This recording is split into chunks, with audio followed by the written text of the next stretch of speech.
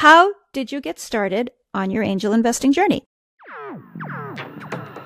Welcome to Brown Girls Bold Moves, where we talk to both the business leaders of the future and the investors backing them. I'm your host, Bhargavi Varma. Grab your chai and let's get into it.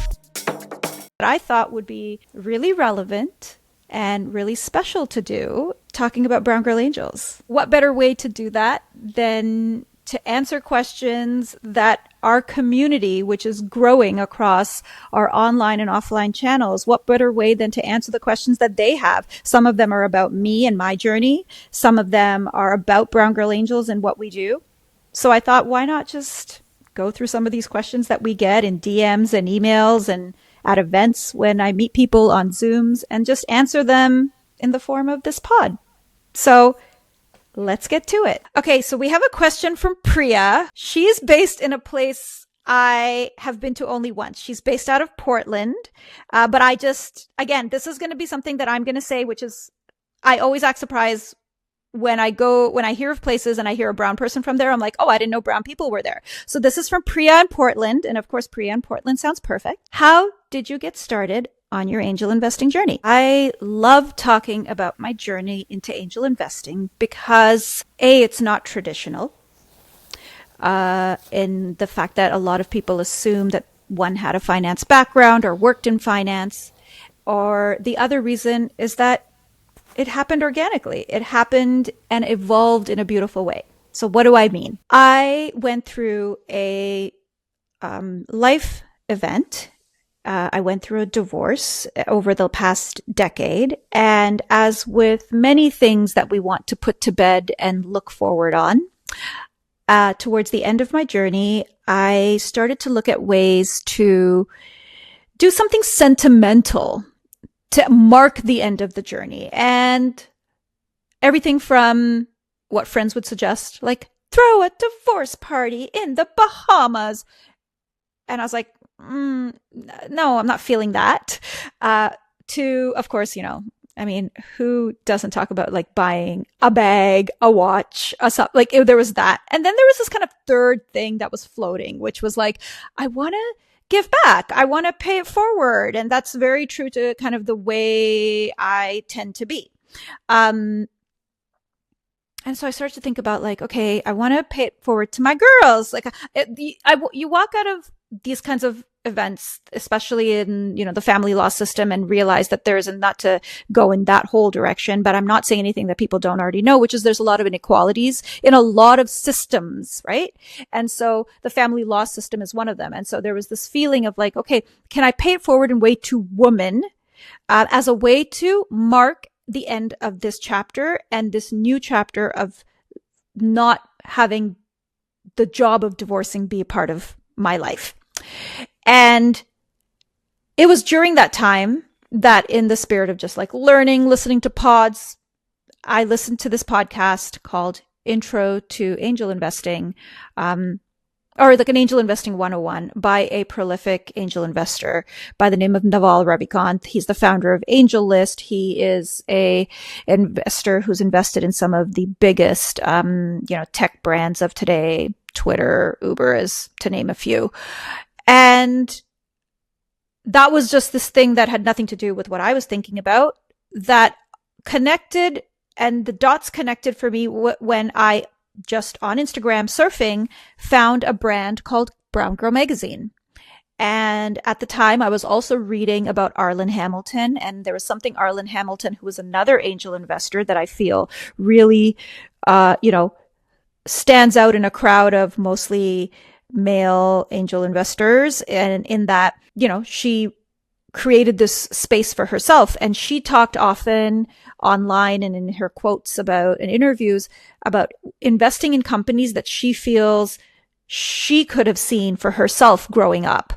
And so when I chanced upon Brown Girl Magazine, this multimedia brand with online and offline communities, all for the South Asian diaspora, I was like, oh, that would have been lovely to have growing up, knowing that whatever experiences we were going through were not just us. And it was not the solo experience, and the others were going through this. I mean, people still feel that today about things that people go through when they see somebody else online.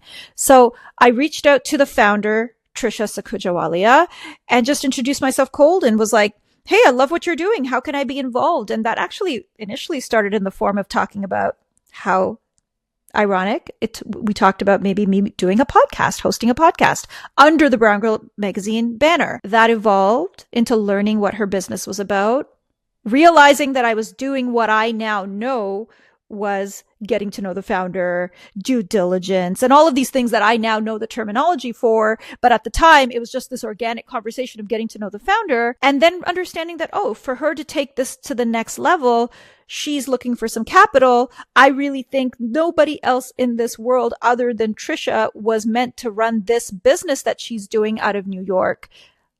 This is the thing that I feel is that next chapter.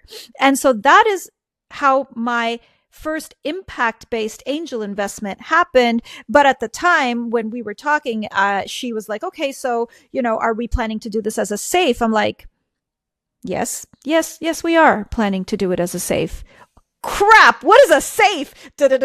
On Medium, looking it up in the middle of like all of that. So I cobbled it together. And at the time, again, not knowing where there was this like one place to go to find the information in a space that was curated for me. It exists out there, but I was cobbling it together. That was my first angel investment. That was supposed to be it. I have my marketing agency on the side that I was like my marketing agency. That was my full-time job that I was running. And then when I started to tell a few friends, when I started to meet some other angels based in Toronto, started to receive a few more deals. So I started to get basically other opportunities, made another investment and another investment, all in South Asian female founders. And then eventually started to realize, wait, I want to do this. This is very exciting. This is a great space to be in from both impact and returns potential. I understand from being exposed to venture capital what it is to invest in private markets. Oh, okay, what's a community I can find that I can be a part of? And of course, I was hearing about angel groups, but I was curious because I had at that point been investing in South Asian female founders, if there was one like that for South Asian female founders or just more South Asian women. That is what I couldn't find. And that began the journey of, oh, I would love that. I'd love to learn from other angel investors, brown girl angel investors who've already been doing this a while. I'd love to use this as a way to network and meet new people. And that space didn't exist. And so then that became the starting point from, oh, it doesn't exist. So does this mean, like with many other things that we wish existed that don't in life? I'm like, oh, okay, doesn't exist. And we just move on with our day. But this was different. There was a burning like, wait, this doesn't exist. I want more of this. I want to network through this. This is exciting. This is everything that represents me, my whole life. And it was that, as they say, that thing that doesn't go away. And that eventually over time turned into, creating Brown Girl Angels. So this question is from Anita, and Anita's from Toronto. Woohoo! Not that we are discriminating against questions from other cities, but Canadians love questions from Canadians. So, Anita from Toronto is asking me if Brown Girl Angels is my full-time business. Yes, this is a question I get a lot. So, it actually is a nice jump off point from the previous question because I took you guys to the point of where now Brown Girl Angels became something I wanted to start. But you have to understand at that point, I already had a business I was running, and there's many people that angel invest that just do it on the side.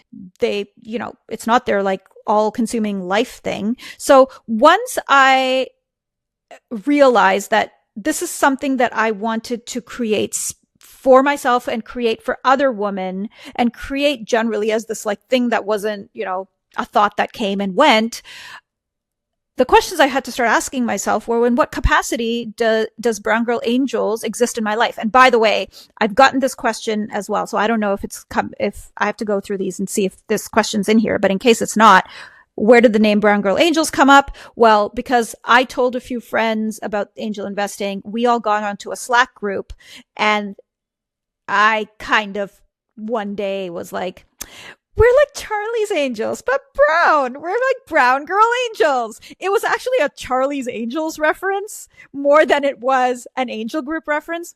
It's okay. We've now since then advanced.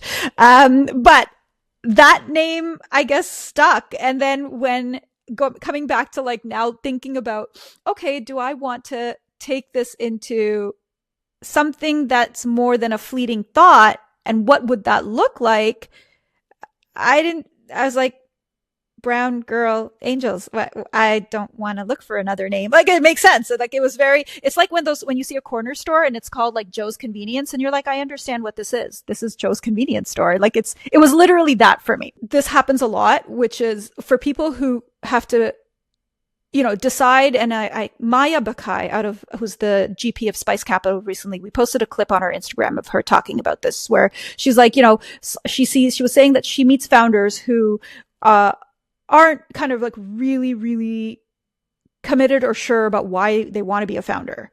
And for me, I think the people that I meet when I kind of meet founders, and now even kind of apply it to myself, is that sometimes you become a founder because you can't imagine not addressing that pain point, that issue, that thing that you want to build or solve. And so this was something that was happening for me a lot as I was continuing to work with with Social Lockbox and, my marketing agency. It just started to feel less interesting. It was like, but what I want to do is that. And that already started to tell me that this wasn't like some fleeting thought. And so the next step was to say, well, is this a singular thing? Am I the only one that cares about, other South Asian women angel investing? Are there other South Asian women angel investing besides the ones that I know?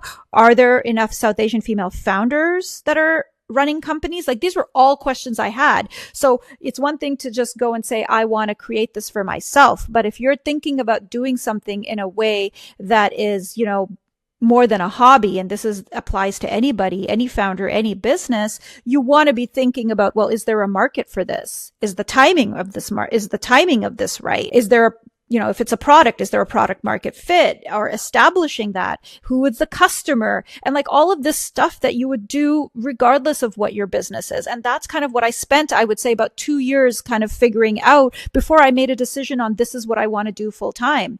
And the way I did that was just by starting to post on Instagram and just starting to post content and see if there was anybody that was reading it, cared about it, and people did. And a lot of people started to reach out, South Asian women who were like, oh, I saw this Brown Girl Angels thing. I was just curious. I'd love to get on a Zoom with you and hear a bit more. And that was happening for a good year before I decided to make the jump and, of course, disentangle my agency and all of that to make the jump to this is what I want to do full time. And of course, the other piece around that is, okay, if I'm doing this full time, what does my entire financial picture look like? How hella hilarious would it be that I'm running an angel investing collective and I don't even look at my own finances? That would be kind of hilarious. So obviously I had to be like, okay, well, if I'm investing in this business in the first year, what's the revenue potential? What are the streams? What does my financial picture look like?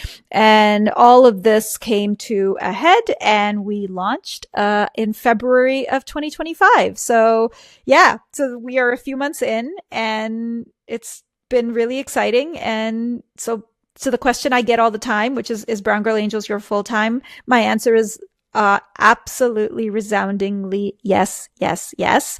The other thing that I will say that has evolved in building Brown Girl Angels is that there was a time it was a angel group in the very traditional sense, very geographically focused, only Canadian, only focused on Canadian companies. And this is the pivots, the iterations that you make. I mean, I wouldn't really call it a pivot because there was no company, but it were iterations that I was making, which is like, oh, wait, that feels very small. Okay, no, Brown Girl Angels is actually about South Asian women across North America.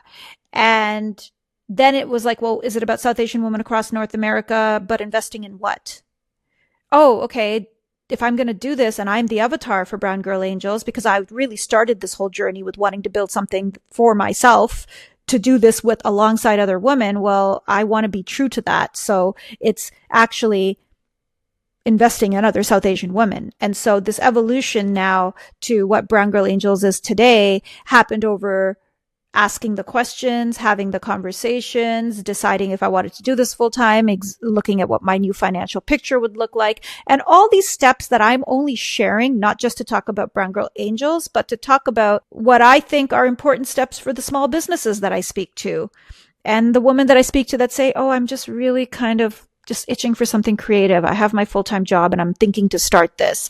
And it's like, well, let's have a methodology to it, but don't, of course, overanalyze to the point of not starting. Start something, start an aspect of it, and then just keep figuring it out. And inadvertently, that's kind of how my journey started. And that's kind of how I started to evolve into saying, okay, this is something I want to do full time. And the media company that supports Brown Girl Angels is something I want to build full time. So our next question is from Ramona, who is from London. She's from the UK, which I've always had a special place in my heart for London, but it's nothing fancy or nothing unique. It's because we all love British accents. Like, it's like every lame, answer is that we love British accents. So I love London, but Ramona, I especially love London because our instructor for our Learn to Invest and Learn to Angel Invest course is taught by Rupa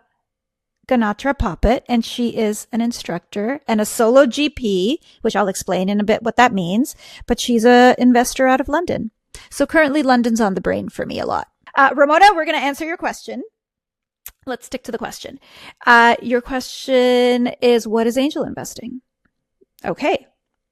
This was a question I, by the way, had too in the early days. So I think I'm better equipped to answer that now. Angel investing is when an individual uses their own capital, their personal capital. It could be held in, whatever it's held in. It could be held in a trust. It could be personally held. Those are, set that aside.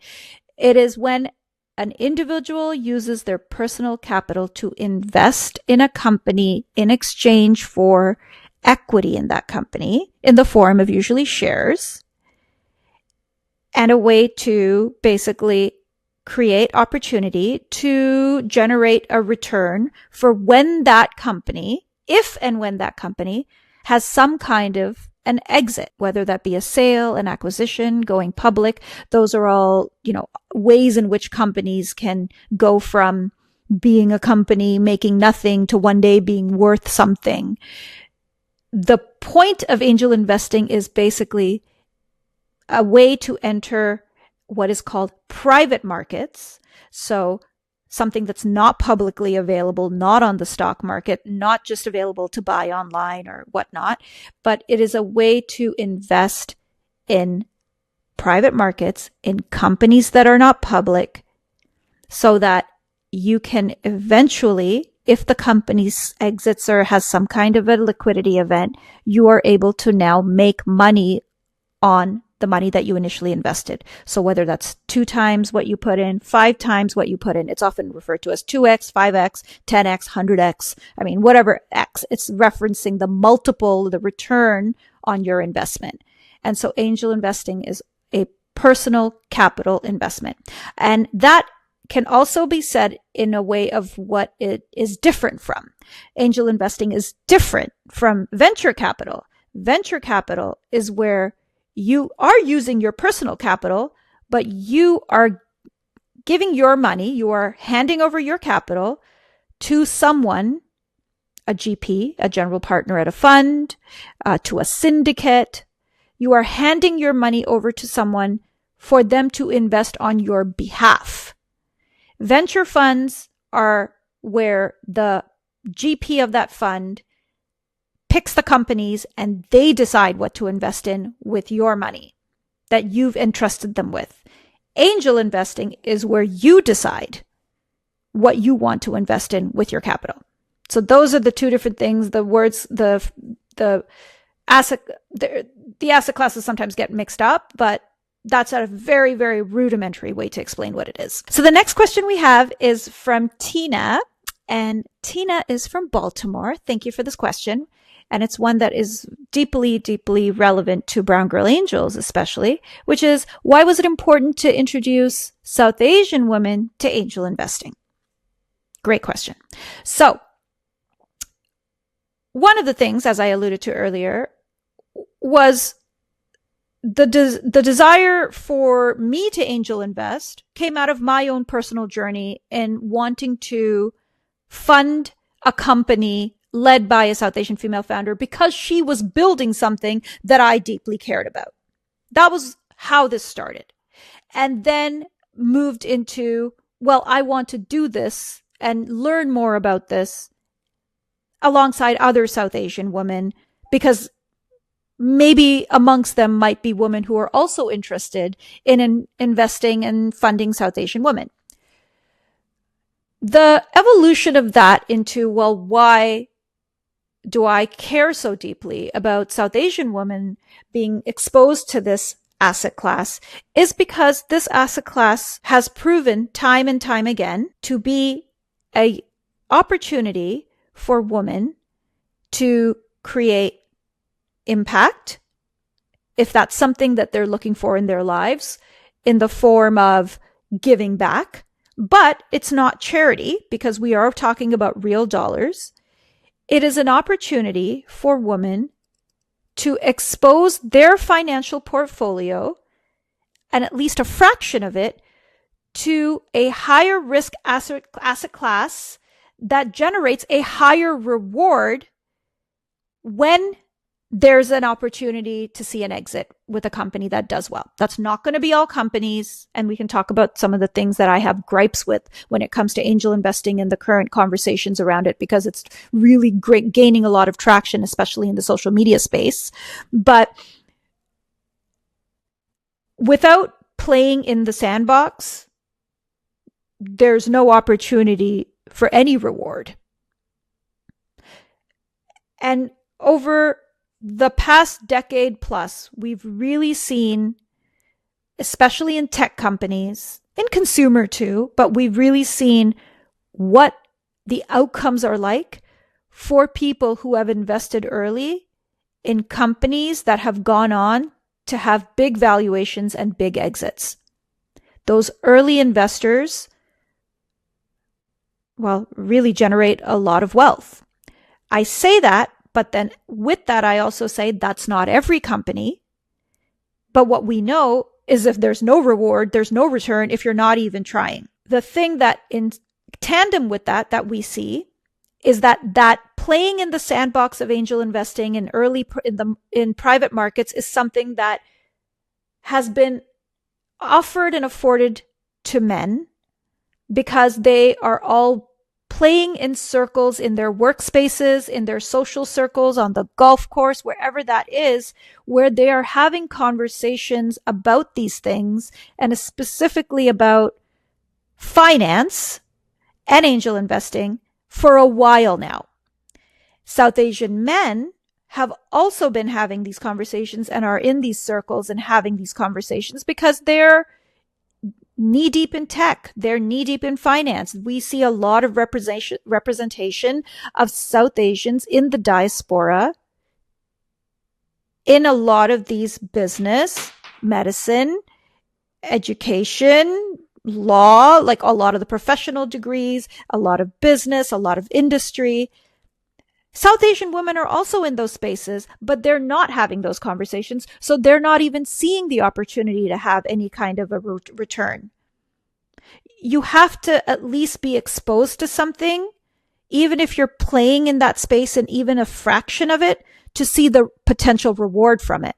But we just haven't been playing in that space. I want to be very careful to say the reason that I want to see more South Asian women involved in angel investing isn't this automatic wealth generator, because angel investing is a high risk asset class. I do want to see them involved in angel investing for all the other things that angel investing incorporates outside of course, the potential for outsized returns, generating impact, seeing more South Asian female entrepreneurs, developing better risk tolerance, developing a better ability to assess financial opportunities, if they're right for you or if they're not, expanding your network, building social capital, using your wealth, not just on expendable items, but using your wealth to actually learn about something new in the form of investing in the company. So putting your capital to good use. These are all things that angel investing affords, outside of course, being able to see a 2x, 5x, 10x return.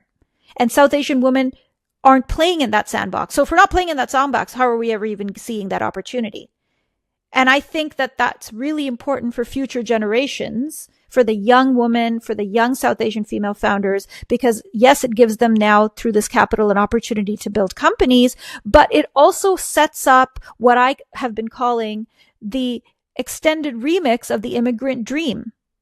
It takes us beyond stability and moves us into stability plus wealth generation.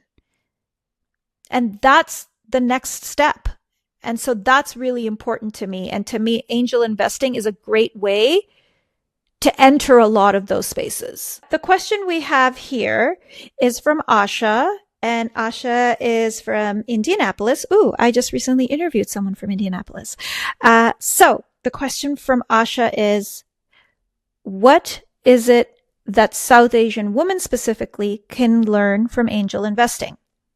Okay, this is something that I've actually spent a lot of time thinking about in my journey to building Brown Girl Angels. Angel investing, to me, is an entry point into some of the things that I think are cultural overtures that we've really seen in our community. And I actually think these are not even diaspora specific. They're actually, whether it's actually in the South Asian subcontinent or NRIs or in this diaspora.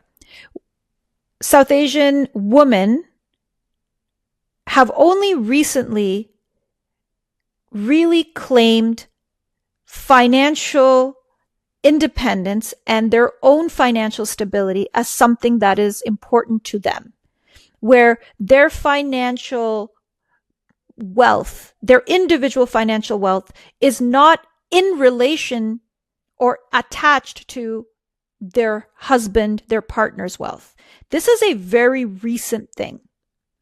And I think that is also reflective of the larger kind of trends and movements that it's reflective of the larger trends that we've been seeing towards women wanting to have careers, women wanting to work, women wanting to be able to be self-sustained and not rely on someone else. And so what comes with that is this newfound independence, but then a lot of the other societal and cultural overtures that we have been carrying. I'm trying to avoid using the word baggage, but it is actually that. It's a lot of the baggage has been I have this visual of it being dragged in like a big bag with us as we keep kind of moving forward to more and more independence. So some of the things that to me come to mind are not being risk tolerant, being very, very averse to risk. And so being interested only in things that feel stable. There's a reason beyond pretty necklaces that South Asians love gold, right? There's a reason that we tend to put them in safe boxes in banks. There's a reason we absolutely love real estate. These are all very stable assets. And these all are things that represent stability and represent safety. And so angel investing sits on the other extreme of that, which is why, truth be told, this is a long journey. This is not some overnight thing that all of a sudden there's going to be thousands and millions of South Asian women angel investing. But it is at least a starting point to say we are now moving into dismantling not just needing our financial independence to be attached to a partner, but we're also dismantling the baggage that sits in there around taking risks because we're getting comfortable with failure. Being able to support other South Asian women doing interesting things because we don't actually believe we're the only ones in the room getting a chance, aka the scarcity mentality. The narrative that we hear often, which is like South Asian women don't support each other. Not true. I mean, true, but there's also an alternative. The true will always be there, right? Like we have another alternative. To me, angel investing dismantles a lot and addresses a lot of these things as an asset class. It addresses calculated risk. It addresses assessing a situation, something that women always need to be in good practice of. Is this a good deal? Is this a good company? Do I see a potential for this? I mean, we do that with relationships. We do that with partners. These are all skill sets that we are now looking at expanding upon that happen to also be cultural stigmas that we deal with and cultural baggage that we deal with. So South Asian women angel investing is really important to me because as an asset class, it touches upon a lot of things that I see as like the 2.0, the 3.0 of women and financial independence. It's getting into the opportunity to invest early, assessing risk, supporting other South Asian women in building their dreams. Talk about the best way to really break down a narrative of we don't support each other is to support each other with a check. It's our desire to build our own communities and circles of women who are doing things differently. And then also a one that isn't talked about often, and it really should be, because it really affects everything else in our lives, is in angel investing, you have to learn to say no a lot. You say no, I would say 80% of the time. You have to get really comfortable saying no. No, this is not for me. No, this deal doesn't fit our investment thesis. And we all know that that is a skill set we are not saturated on. So all of these things to me are things we can develop as angel investors. And so the asset class to me provides so much more than just the more clinical opportunity to build wealth, and which is kind of what I see a lot online. And I don't know if that's a question in here anywhere. If someone's asked that, if someone's not, I mean, sorry for you. I might end up talking about it anyway. I feel bad. But, there's so much more than just the opportunity for returns. And especially when you're talking about angel invest for women. The other big piece too, and I'm sorry, the other thing that's kind of obvious and that I don't talk about too much because I like thinking about things that are forward facing and have momentum behind it. And that's just generally my nature because I have a inbuilt belief that people like following optimism. They don't like following negativity and dud. I shouldn't say duds, but they don't like following negativity. But another very important reason I'd like to see more South Asian women angel invest is because we're addressing in our lane this very stark stat, which is that women receive somewhere between 2 to 4% of all funding for their companies. And that is a really stark stat that gets talked about a lot. But I personally, like I said, don't think that people are motivated to move from scarcity. People are motivated to move by action and optimism. So, but it's a little hard to not bring that up when people say, well, why should women angel invest? Well, there's companies that women are just going to get. If those companies are not being heard by women writing checks, those companies likely are going nowhere, going into a room with, a bunch of men to talk about why, Evie talks about this and the founder Priyanka Jain talks about this, where she's like, going into a room to talk to a bunch of dudes about why vaginal testing and vaginal health is important. I understand if men don't get that. I understand if they're like, wow, guys, we really need to fund that one. Yeah, I get if they don't. So how do we address that? We address that by the people in the room who get the problem that the founder is trying to solve need to be the ones writing checks. And so that is also a very important part, but that's a broadly woman answer. I just happen to talk to South Asian women because like dudes like hanging out with dudes that look like them on the golf course. I'm a brown woman that likes hanging out with brown women.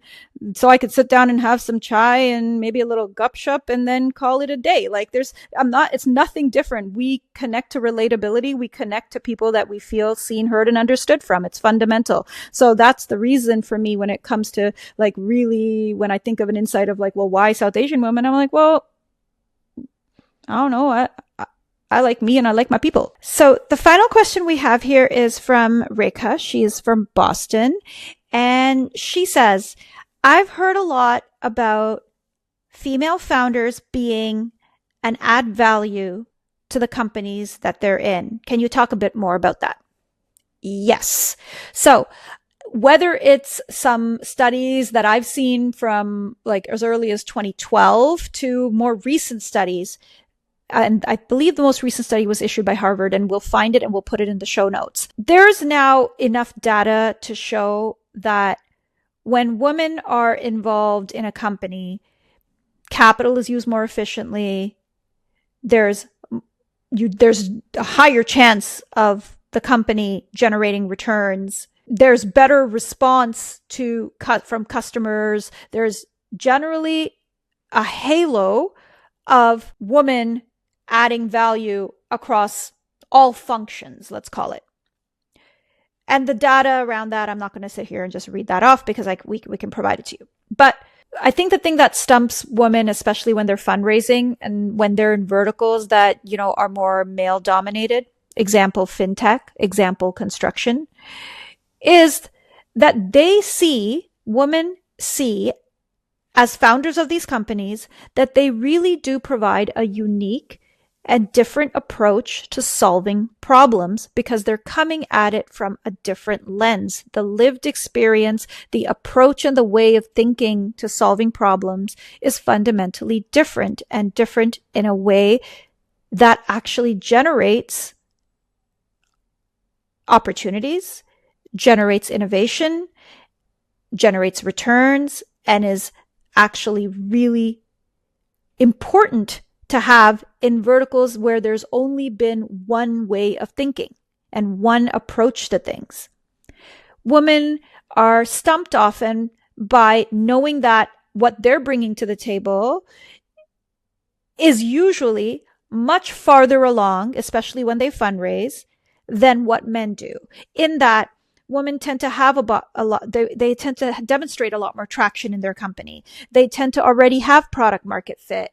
They tend to have had the company be at a further place than perhaps their male counterparts would when they actually head out to fundraise, because they know that they have more to prove. But even so, just because they are women running the company, they don't get the same level of funding. It's a reason to me, again, going back to why more women need to angel invest.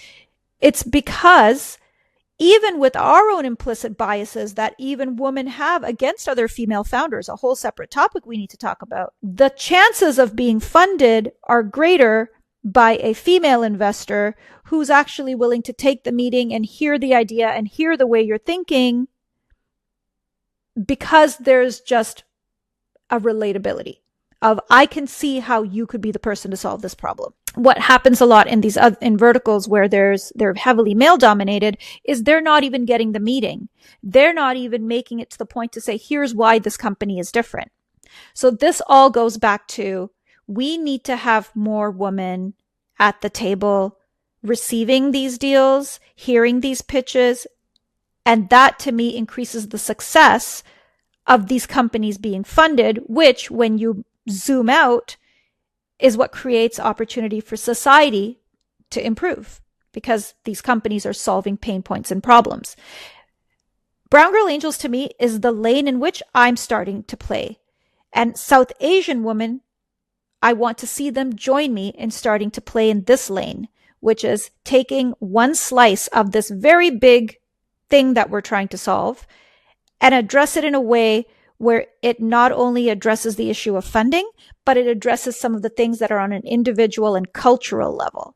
That's the reason I feel there's kind of this two-part solve and a two-part problem that we're addressing when South Asian women invest in South Asian women. We're addressing the macro problem of getting more women involved and getting more female-led companies funded, but then we're addressing the cultural problem as well of risk tolerance and all the other things that we talked about. And so that's the reason for Brown Girl Angels, it made sense to me to have this focus be around South Asian women investing in South Asian women, because I look at it as a two-tier approach to addressing things that I feel have kind of, been part of our journey into these kind of next chapters and next decades as we kind of really, really find our place. So to that, I invite women to learn about angel investing. I mean, I know how we work. The risk tolerance is not something that we kind of, fix and kind of jump into things overnight. We like to know what we're getting into.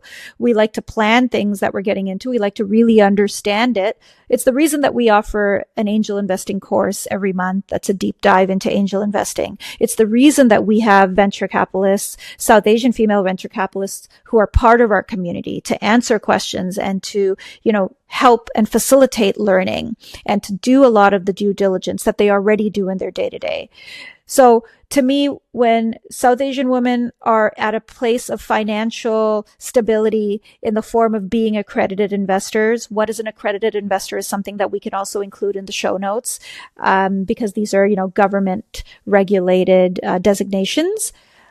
I invite you to start by learning about angel investing through Brown Girl Angels in a room of other South Asian women. I invite you to dip your toe into angel investing by starting with a check size that doesn't feel like it's really, deeply impacting your financial portfolio. I invite you to sit in and listen to pitches from investors where you have industry expertise, where you can provide some network access, you can provide some insights.